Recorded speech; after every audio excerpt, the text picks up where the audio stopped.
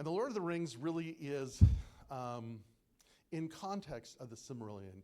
You can read the Silmarillion without getting into Lord of the Rings, but you really cannot get into Lord of the Rings without having an awareness of the Silmarillion. All that will be answered next week. And the Silmarillion is an incredibly difficult, arduous thing to take on, and I wouldn't recommend it alone. But in either case, in the story, there is an event that happens that I just got my attention this week, and that is two of the characters that are part of the Fellowship of the Ring have just gone through something really arduous and really hard and really bad, and they are bruised and beaten and somewhat defeated as they find themselves, having escaped something quite arduous. And in this place, they remember that they have food from the elves, something called lembas. And just eating of this magical food of the elves, as Tolkien writes, he says, the taste brought back to them the memory of fair places and laughter and wholesome food in quiet days now far away. It was that food that gave them nourish on the journey, not unlike we would say in the Hebrew myths and legends, that of manna, this mythical food that kind of feeds the soul. And what it does is it creates the opportunity to remember moments of wholesomeness, to remember moments of goodness, to remember conversations and laughter and joy, and to see and to feel, because you know the education of the soul is about remembering. You know, that is why we engage in festivals and celebrations and rituals. In fact, we will be coming up on Rosh Hashanah later this month, and we go through different kinds of things, and it's laid out plainly. We do it so that we can remember. There's something very powerful about how that feeds us and where that brings us and what it can do for us. And I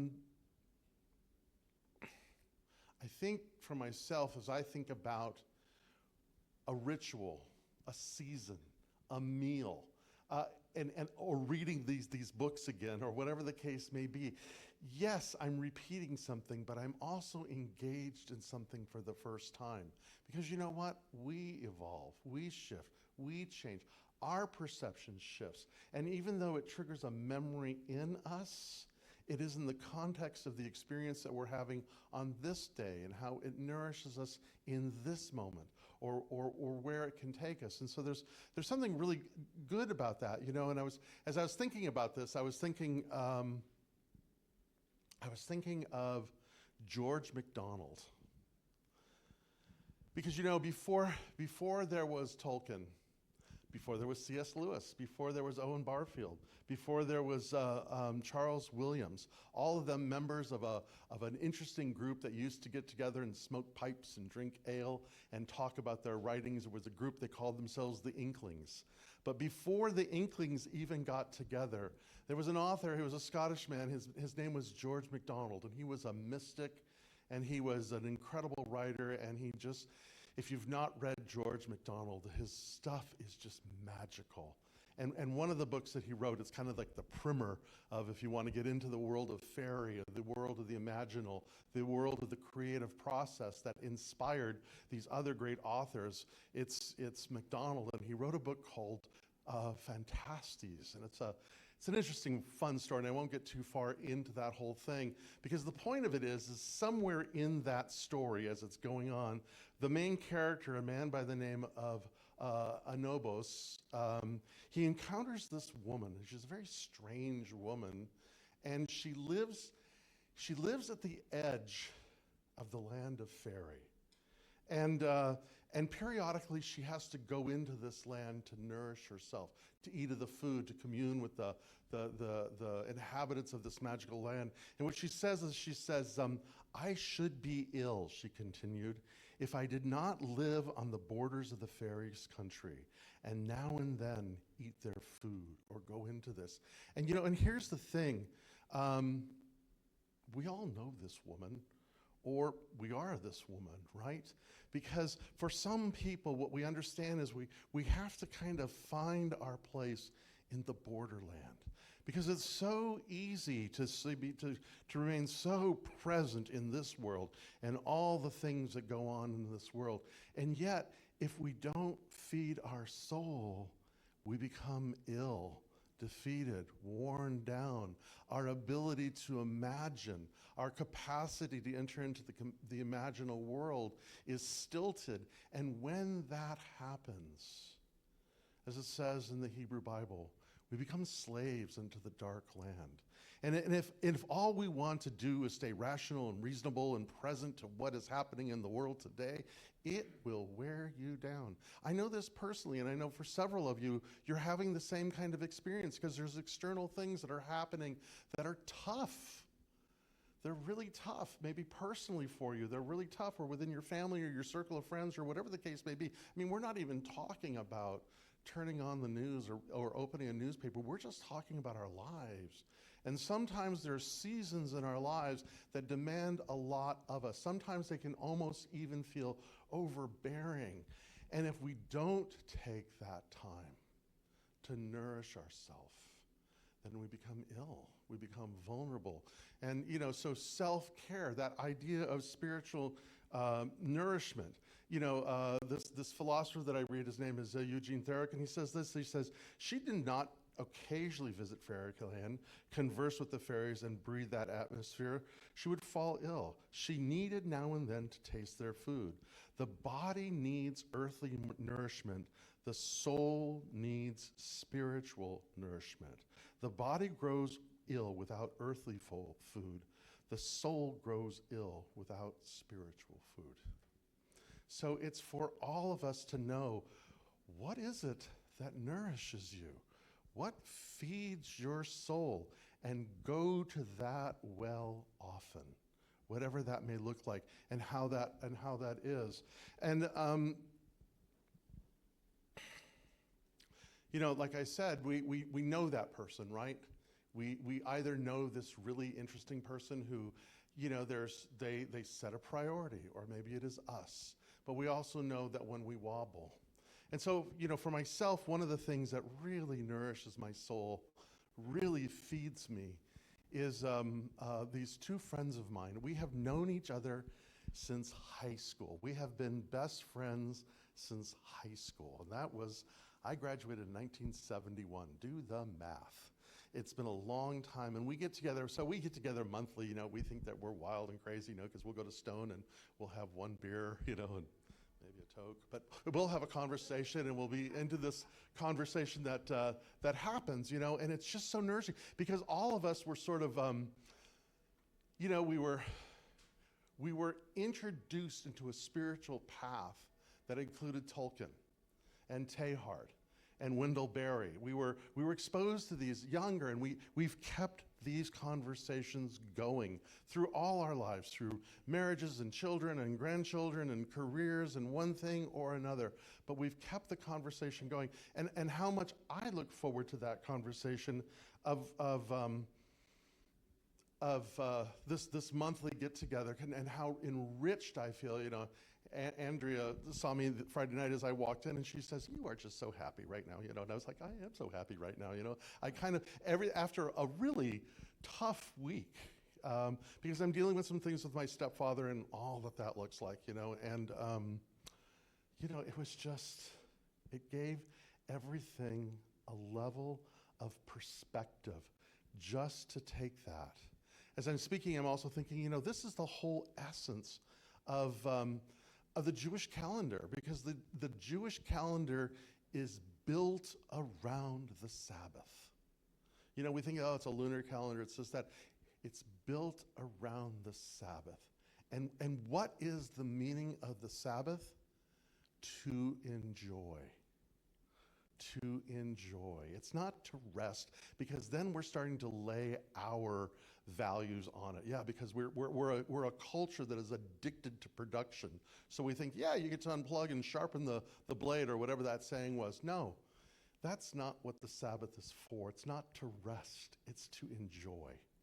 And there's something refreshing and powerful about how we enjoy that thing that is ours, that honors us and blesses us. But anyway, so in this conversation that we were having on Friday night, we were talking about Tolkien, because we're all, we're Tolkien nerds, and we were talking more than Tolkien, I suppose. But I'm trying to think, the Tolkien thing and the Lembas and that whole thing kind of got to where that is. But what it reminded me of is just how essential for myself, and maybe for you, what is it that if you're not getting it, you start to wobble. And for me, it's because I think I am a hobbit by nature. It is to sit down with good friends and have a beer and talk well into the night about one thing or another. It is a good conversation.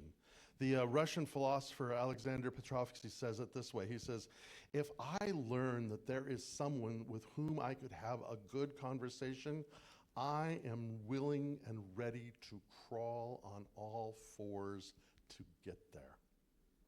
Because, what is it? It's that pearl of great price for each and every one of us. That thing that we are willing to do no matter what. And my injunction is, do that thing.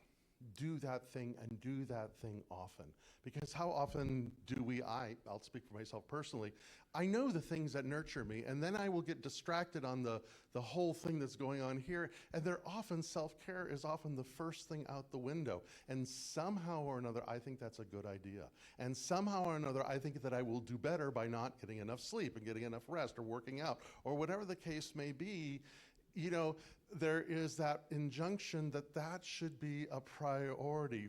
St. Francis Xavier said that we should meditate for a half hour every day unless we're really, really busy, and then we should do an hour. Because it's how we find balance in all of this. And so what I want to offer then is a conversation that we have, the three of us, is a conversation that I invite you this week to have. And there are three conversations because there are three different aspects. And it's this, to consider the Holy One of the past. Because this idea of the divine, this idea of God exists in our perception through time and space. And there's the experience of God that is the God that was.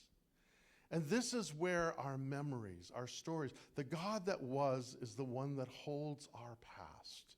And in that, we can look at the different events in our life and share them and celebrate or cry or laugh or whatever can be. But in all of them, we are given the opportunity to say, yeah, even in that thing that so sucked, God was there. Even in that thing that I didn't want to do, I did.